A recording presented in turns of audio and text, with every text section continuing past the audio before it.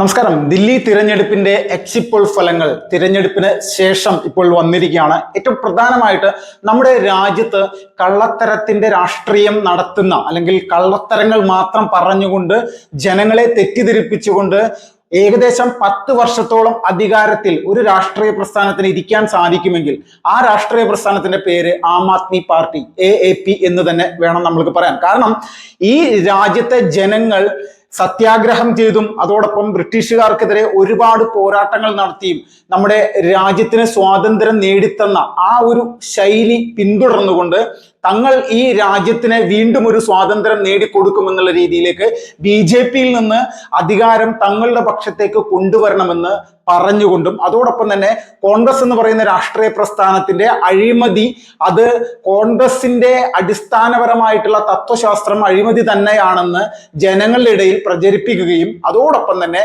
തങ്ങൾ അധികാരത്തിൽ വന്നു കഴിഞ്ഞാൽ അഴിമതിക്കെതിരെയുള്ള ഒരു പോരാട്ടം മാത്രമായിരിക്കുമെന്ന് പറഞ്ഞുകൊണ്ട് കോൺഗ്രസ് എന്ന് പറയുന്ന അഴിമതി രാഷ്ട്രീയത്തിനെ തകർത്തെറിഞ്ഞ് വന്ന ജനങ്ങളിടയിൽ വലിയ തെറ്റിദ്ധാരണ ഉണ്ടാക്കിക്കൊണ്ട് വന്ന ഒരു രാഷ്ട്രീയ പ്രസ്ഥാനം AAP ആണെന്നതിൽ തർക്കമില്ല.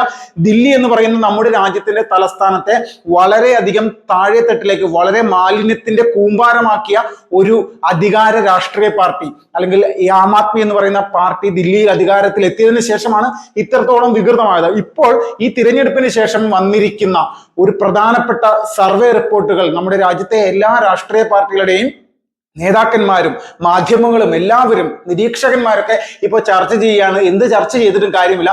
BJP എന്ന് പറയുന്ന പ്രസ്ഥാനത്തിന്റെ പ്രവർത്തനവും സംഘടനാ മികവും എണ്ണയിട്ട യന്ത്രം പോലെ പ്രവർത്തിക്കുന്ന സാധാരണക്കാരായിട്ടുള്ളവരുടെ പ്രവർത്തകരെല്ലാവരും തന്നെ ദില്ലി ഇലക്ഷന് BJP-ക്ക് അധികാരത്തിൽ കയറാൻ വേണ്ടിയിട്ടുള്ള ഏതെല്ലാം തരത്തിലുള്ള പ്രവർത്തനങ്ങൾ ചെയ്യാൻ സാധിക്കുമോ അത് മുഴുവൻ ഇപ്പോൾ ചെയ്തിരിക്കുകയാണ്. ഇതിൽ അടിസ്ഥാനപരമായിട്ട് ഇപ്പോൾ വന്നിരിക്കുന്ന പ്രവചനങ്ങൾ അല്ലെങ്കിൽ എക്സിറ്റ് പോൾ ഫലങ്ങൾ പീപ്പിൾസ് ഇൻസൈറ്റ് അവര് BJP-ക്ക് 40 മുതൽ 44 വരെ സീറ്റുകളും AAP-ക്ക് 25 മുതൽ 28 വരെ സീറ്റുകളും കോൺഗ്രസിന് 2 സീറ്റുകളുമാണ് പ്രവചിച്ചിരിക്കുന്നത്. അതോടൊപ്പം തന്നെ പീപ്പിൾസ് പൾസ് BJP 51 മുതൽ 60 വരെ സീറ്റുകൾ നേടുമെന്നാണ് പറഞ്ഞിരിക്കുന്നത്. AAP 10 മുതൽ 11 സീറ്റുകൾ വരെയും കോൺഗ്രസ് 0.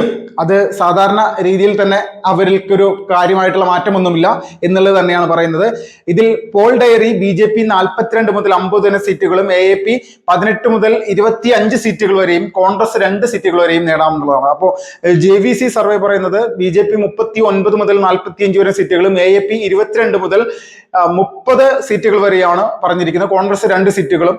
അതോടൊപ്പം തന്നെ പോൾ ഓഫ് പോൾസ് BJP 39 മുതൽ 47 വരെ സീറ്റുകളും AAP 23 മുതൽ 30 വരെ സീറ്റുകളുമാണ് പറഞ്ഞിരിക്കുന്നത്. കോൺഗ്രസിന് 1 സീറ്റും. അതോടൊപ്പം തന്നെ DV റിസർച്ച് BJP 36 മുതൽ 44 സീറ്റുകളും AAP 25 മുതൽ 28 സീറ്റുകളും കോൺഗ്രസ് സീറ്റുകളൊന്നും നേടില്ല എന്ന് പറഞ്ഞു. അതോടൊപ്പം ഏറ്റവും പ്രധാനമായിട്ട് എപ്പോഴും കൃത്യമായിട്ടുള്ള കണക്കുകൾ പുറത്തു വിടാറുള്ള 2 പ്രധാനപ്പെട്ട മാധ്യമ സ്ഥാപനങ്ങൾ അല്ലെങ്കിൽ ഇതുപോലെ സർവേകൾ നടത്തുന്ന സ്ഥാപനങ്ങളാണ്. ഒന്ന് ചാണക്യ പറയുന്നത് BJP 39 മുതൽ 44 വരെ സീറ്റുകൾ നേടി വ്യക്തമായിട്ടുള്ള ഭൂരിപക്ഷം നേടുമെന്നാണ്. AAP 25 മുതൽ 28 വരെ സീറ്റുകളും കോൺഗ്രസ് 2 വരെ സീറ്റുകൾ മാത്രം നേടുമെന്ന് ആണ് ഇപ്പോൾ പറഞ്ഞിരിക്കുന്നത്. അതോടൊപ്പം തന്നെ പ്രധാനമായിട്ട് ടൈംസ് നൗ നമ്മൾക്കറിയാം രാജ്യത്തെ ഏറ്റവും പ്രധാനപ്പെട്ട മാധ്യമങ്ങളിൽ ഒന്ന് തന്നെയാണ്. ടൈംസ് നൗ ഇപ്പോൾ പറയുന്നത് BJP 40 മുതൽ 44 വരെ സീറ്റുകളും അതോടൊപ്പം തന്നെ AAP 25 മുതൽ 29 വരെ സീറ്റുകളും കോൺഗ്രസ് മാക്സിമം പോയാൽ 0 മുതൽ 2 വരെ സീറ്റുകൾ നേടിയെടുക്കാം എന്നുള്ള ഒരു സാഹചര്യത്തെ പറ്റിയിട്ടാണ് പറയുന്നത്.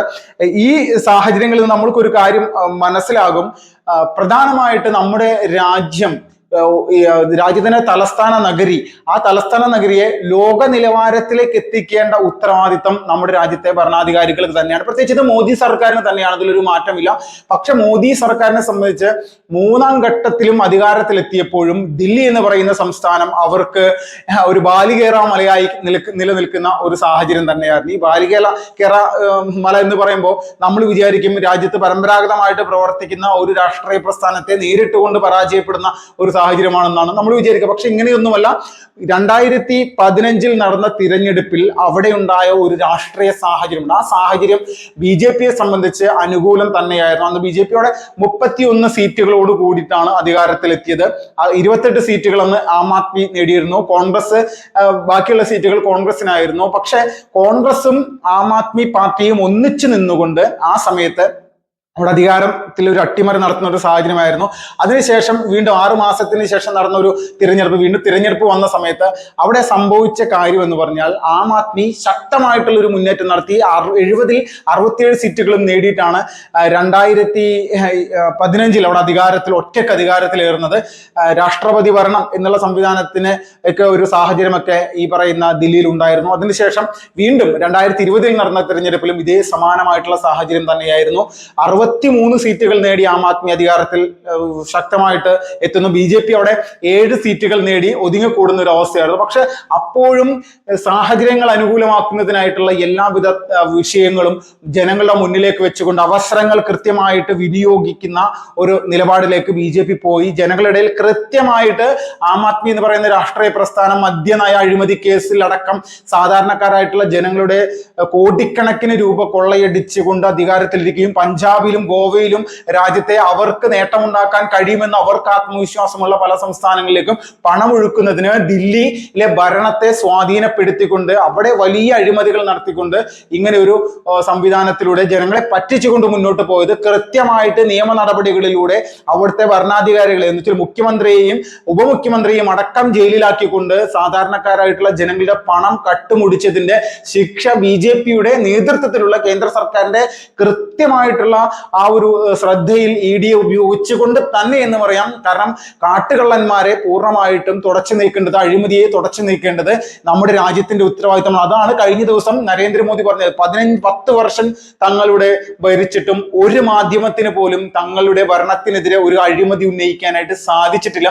കാരണം അത്രത്തോളം ശ്രദ്ധാലുവായിട്ടാണ് താൻ ഈ ഒരു ഭരണ സംവിധാനത്തെ മുന്നോട്ട് കൊണ്ടുപോയത് എന്നുള്ള രീതിയിലേക്കുള്ള കാര്യമാണ് പ്രധാനമന്ത്രി നരേന്ദ്രമോദി മുന്നോട്ട് വെച്ചത്. ഇത് ശരിയാണ് എന്നുള്ളത് ആവർത്തിക്കുന്ന ഒരു തിരഞ്ഞെടുപ്പ് വിധി കൂടിയാണ് ഇപ്പോൾ 8-ാം തീയതി വരാൻ പോകുന്നത്. അതിന്റെ ഉദാഹരണമായിട്ടാണ് ഈ എക്സിറ്റ് പോൾ ഫലങ്ങൾ. ഇപ്പോൾ തന്നെ അരവിന്ദ് കെജ്രിവാളും ടീമും കാര്യങ്ങളൊക്കെ അവർക്ക് തിരഞ്ഞെടുപ്പ് തുടങ്ങിയ സമയത്ത് തന്നെ മനസ്സിലായിരുന്നു BJP അധികാരത്തിൽ വരുമെന്ന്. ഇതിനോടകം തന്നെ ഇവർ പറയും എക്സിറ്റ് പോൾ ഫലങ്ങളല്ലേ 2024 നടന്ന പാർലമെന്റ് ഇലക്ഷനുമായി ബന്ധപ്പെട്ട എക്സിറ്റ് പോൾ ഫലങ്ങൾ എന്തായിരുന്നു? BJP 300 സീറ്റുകൾ നേടുമെന്നും എല്ലാവരും കേവല ഭൂരിപക്ഷം നേടുമെന്നൊക്കെയാണ് പറഞ്ഞത്. പക്ഷെ ആ സമയത്തും ചില മാധ്യമങ്ങൾ പറഞ്ഞിരുന്നത് BJP കേവല ഭൂരിപക്ഷം നേടില്ല എന്ന് തന്നെയായിരുന്നു. പക്ഷെ അത് സാധാരണ രീതിയിൽ സ്വാഭാവികമായിട്ട് 240 സീറ്റുകളിലേക്ക് BJP സഖ്യകക്ഷികളുമായിട്ട് BJP അധികാരത്തിലിരിക്കുന്നു.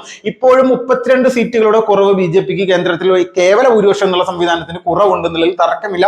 പക്ഷെ ഇതിലൊന്നും ഇന്ത്യൻ രാഷ്ട്രീയത്തിന്റെ സഖ്യകക്ഷി സംവിധാനമായി ഉപയോഗിച്ചുകൊണ്ട് നോക്കുമ്പോൾ അതിനെ നിർത്തി നോക്കുമ്പോൾ BJP വലിയ ഒരു സംവിധാനത്തിൽ തന്നെയാണ് ഇപ്പോഴും മുന്നോട്ട് പോയിക്കൊണ്ടിരിക്കുക. അപ്പോൾ ഇതിന്റെ എല്ലാ അടിസ്ഥാനത്തിൽ മനസ്സിലാക്കാൻ സാധിക്കുന്ന പ്രധാനപ്പെട്ട ഘടകങ്ങളിൽ ഒന്നായിട്ടുള്ളത് BJP എന്ന് പറയുന്ന പ്രസ്ഥാനം ആം ആദ്മി പാർട്ടിയുടെ നട്ടെല്ല് ചവിട്ടിയൂരുന്ന തരത്തിലുള്ള കാര്യം. കെജ്രിവാൾ എന്ന് പറയുന്ന ഇന്ത്യൻ രാഷ്ട്രീയത്തിലെ കിങ്കരൻ, ഏറ്റവും വലിയ കള്ളന്മാരിൽ ഒരാളായിട്ടുള്ള ഈ വ്യക്തി പരമബോറനായിട്ടുള്ള അല്ലെങ്കിൽ ഹിന്ദുക്കളെ പറഞ്ഞു പറ്റിക്കുന്ന തരത്തിലേക്കുള്ള നിലപാടുകൾ ഇടക്കിടക്ക് പറയുന്ന വ്യക്തി. ഈ വ്യക്തി ഭീകരവാദത്തിനെതിരെ സംസാരിക്കാതെ ദില്ലി കലാപവുമായി ബന്ധപ്പെട്ടുകൊണ്ട് പോലും ജിഹാദി ഭീകരവാദികൾ ഇവരുടെ പാർട്ടിയിൽ നുഴഞ്ഞു കയറിയിട്ടുള്ള സാഹചര്യം നമ്മൾ കണ്ടതാണ്. ആം ആദ്മി പാർട്ടിയുടെ പ്രധാനപ്പെട്ട നേതാക്കന്മാർ പോലും ഈ ജിഹാദി ഭീകരവാദികൾ തന്നെയായിരുന്നതിൽ തർക്കമില്ല. അവർ അറസ്റ്റിലായ സാഹചര്യം പോലും ദില്ലി കലാപത്തിൽ ഉണ്ടായിരുന്നു. അപ്പോൾ ഇവർക്കുള്ള ഏറ്റവും വലിയൊരു തിരിച്ചടിയായിട്ടാണ് ഈ ഒരു തെരഞ്ഞെടുപ്പ് വിധി വരാനിരിക്കുന്നതും അതോടൊപ്പം തന്നെ എക്സിറ്റ് പോൾ ഫലങ്ങളിലൂടെ നമുക്ക് മനസ്സിലാവുന്നത് യാതൊരു തർക്കമില്ല.